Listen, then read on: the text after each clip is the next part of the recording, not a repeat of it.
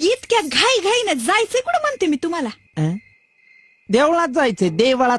देवळात? हो घरच्या देवाला कधी हात जोडला नाही आणि आज अचानक देवळात? हो, अगं देवळात नर्तनाचा कार्यक्रम, कीर्तनाचा कार्यक्रम आहे ना आज देवळात. तिकडे चाललोय कीर्तनाला. ही वेळ झालं, मी बी येते कीर्तनाला. नको नको नको.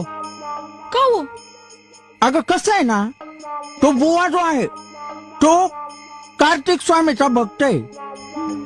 त्याला बायाची सावली पण चालत नाही. बायांना लगे प्रवेशच नाही तिथं.